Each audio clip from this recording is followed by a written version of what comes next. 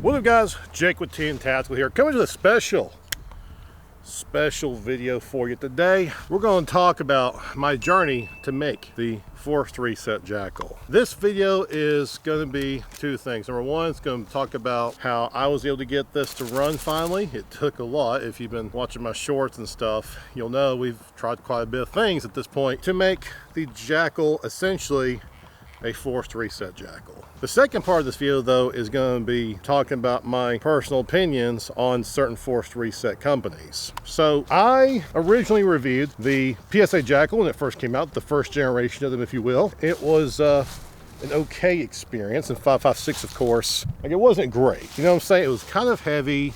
It was, I'm gonna try to sit this down here and sit you guys down too. There we go. All right. It was definitely too front heavy for the 5.56 because it came out to 10.5 inch barrel, I think is what it was. Overall, after putting the suppressor and some other stuff on it, it was way too front heavy. Not too heavy overall, but too front heavy. In that time, I have recently picked up the 300 Blackout Jakl, as you see here. This is the second generation 300 Blackout Jakl. I got this because I was really interested trying to make the super safety with the AS Design slip trip kit thing. That little piece that goes in there that I can't describe because this is YouTube. I was really interested in making that work successfully. Like this was sort of like a dream gun. I mean, it looks fucking awesome. I know some people will shit on the Jakl and that's totally fine. They have very valid criticisms. I got this gun because I just thought it looked freaking cool. You know, that's totally a valid reason to buy a gun if you just like it. You know, it's your money. You do what you want.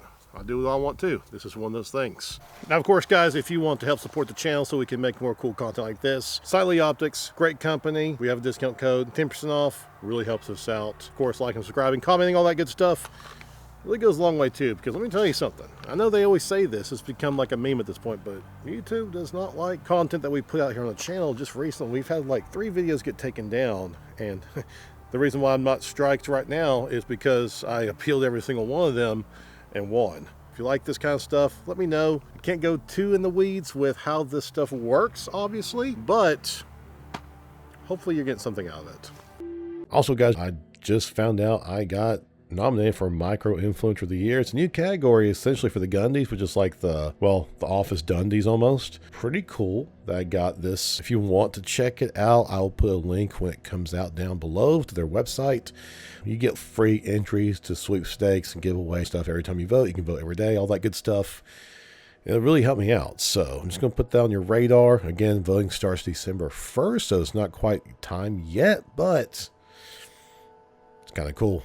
I mean, really, this whole gun is just a hodgepodge of bad choices. I got the PSA Jakl, a Cloud Defensive Rain Light, which if you're into the flashlight game, you'll know that Cloud Defensive is kind of not that great right now. On top of that, I've got the Holosun Thermal Red Dot. Another bad choice because, again, if you're into the thermal game, you'll know this one's kind of like the least successful option. It's the worst of both worlds, as both being a red dot and being a thermal. We'll make videos on that in the future. Today, we're just talking about the gun itself. So I brought the AS Designs with the super safety out here, and I could not get it to run. So yeah, trying to get this to run, super safe, not so good. I've got all the things in there, but it's not quite working out. It was just a matter of safe and semi. Now it's stuck again. If I tried to put it in the middle position for super safety, it did not work at all. Like zero. I said, okay, whatever, you know, I'll set this aside. And I also found out the AS Designs was coming out with their own like super safe style trigger called the Arc Trigger. Bought 2 of those actually. Again, I had the same problems, which I do have footage. I think I've got footage of the super safety as well as the Arc Trigger having issues. I will put that here if I do have that. If not, I apologize. Nothing in the chamber. Rock one in. We're in 3rd position here. Trigger is locked up. It did feed a good new round in the chamber. Okay, now I'm gonna aim this way. I'm safe, but you know how it is. So check this out. It's got a new round in the chamber, which I just ejected. And I just put another one in. Trigger is locked. But it was the same problem. You know, you essentially had a 3-position super safety with a rotary safety, but I couldn't get to function in the 3rd position. So, same problem. Now, what does super safety and the arc trigger have in common? What do they do that the rare breed trigger that I now have installed in here, what do they do differently? It is a different design. I mean, that's the whole argument why they're fighting in court right now soon, I think, if I'm not mistaken, about the design of it, because rare breed is trying to go after them with patent infringement, yet it does function differently. Both the arc trigger and the super safety, they use more holes. You've got your two, obviously your 2 trigger pin holes, right? Just like the rare breed trigger uses. You know, it relies on those 2 holes as well, much like every trigger out there relies on these 2 trigger holes. Well, in the case of the AES Designs arc trigger and the super safety, you're also going to be relying on your little safety, whatever it's called, the little safety plunger with the spring and the little detent.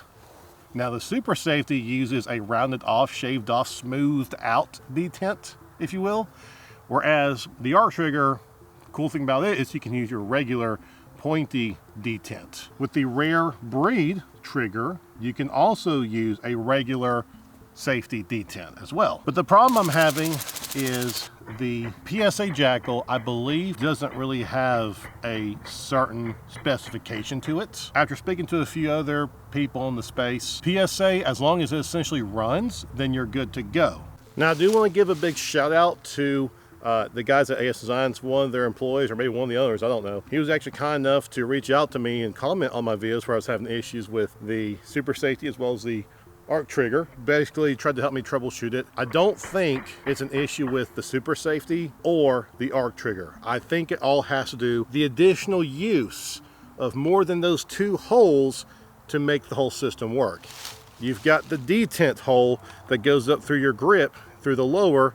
You've got the, hell, I guess you could count the actual safety hole as well, that could be slightly out of alignment to make the system work. And with both the super safety and even more with the arc trigger, in my opinion, it has more pieces and more working parts to it than, honestly, the super safety or the rare breed trigger for that matter, in my opinion at least.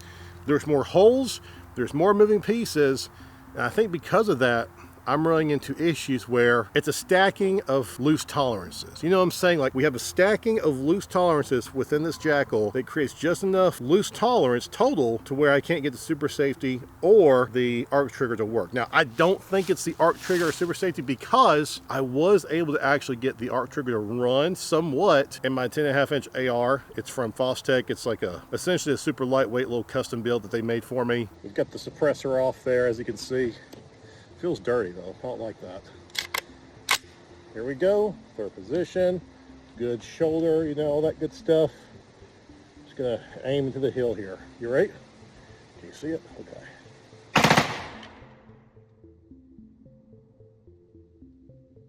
That may have fixed it. Let's dump the mag. That's extremely loud. But did we feed one in? Yeah, we've got one in. It just, wow. It stopped, you know, in the middle of me shooting the rounds, but let's do a little bit more here. That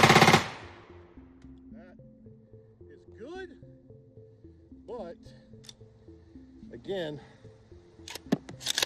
we're still having some issues. Holy cow, it's loud though. I forgot how loud 10.5 is unsuppressed, I should say.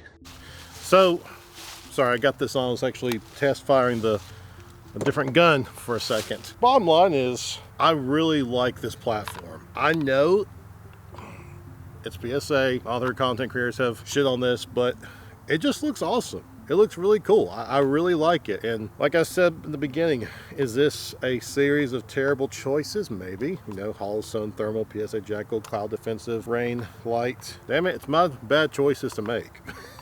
You know what I'm saying? I do have my piston in the like suppressed subsonic position, and I'm using subsonic ammo. At very beginning, I had some hiccups where I couldn't even get the round to cycle in here. It was kind of doing some weird stuff. Like I would rack the bolt, the charging handle, excuse me, and it would just have fitting issues. Like it did not want to go in. I think that was because of the Stealth Ink subsonic ammo just being slightly longer, plus this also being a brand new PSA Jakl that I got essentially to make it fun. So there's a lot of tolerances and breaking in that needed to happen in the first place. I hate to say it, but of all the forced reset designs that are out there, Rare Breed is the best. It really is. It's the most reliable for me. In my case, it's the most easiest to install. Just 2 holes, drop-in trigger, no issues, no having to like swap out safeties. Well, I guess you had to swap out for the 3 position, but there's less possible points of failure with their trigger. Now, I don't like them as a company. Don't get me wrong. I don't like Rare Breed for the way they handled things going after people. I'm not mad at Rare Breed for going after people for infringing on their patent. I get it. Like, if I had to go and fight it out in court for like 4 years, 5 years, and everyone's making their own knockoff of my product, yeah, I'd be pissed off. I'd be going after people too. The problem I have is that they're going after other designs just because they have the same end result, that forced reset, super safe kind of result. They're trying to patent the end result and not just the actual design itself. And that's where it's really shitty in my opinion. They went after Hoffman Tactical with the super safety design. They're still going after them, I guess. They went after AS Designs for the arc trigger. I don't like them, and I also don't like them for the fact that they charge $40 for a single trigger now. I would have done things differently. I would have still maybe gone after some of these companies with cease and desist letters just to show, hey, you know, like, hey, look, big daddy government, look, we're doing our thing we said we will do. We're going after these companies. But it pains me to say this. I think Rare Breed makes literally the best force reset trigger on the market as far as reliability and the ease of installation. Am I telling you that you have to like them or be acceptable of their practices behind closed doors? No, not at all. I did buy a couple of their forced reset triggers early on, essentially as soon as they settled with the GATF. At this point, I would only use them if I can't get anything else to work. Like, I would not have put one of their triggers in this if I had another option. And I think that's a Jakl issue, not an arc trigger issue, not a super safety issue, just a Jakl issue. And it is what it is. Guys, I don't know where I'm going with this video. If you know this kind of content, make sure to like, subscribe, comment down below. What do you think, though, about the well, I want to say super safe Jakl, but the forced reset Jakl? I'd love to hear from you. We will see you next time.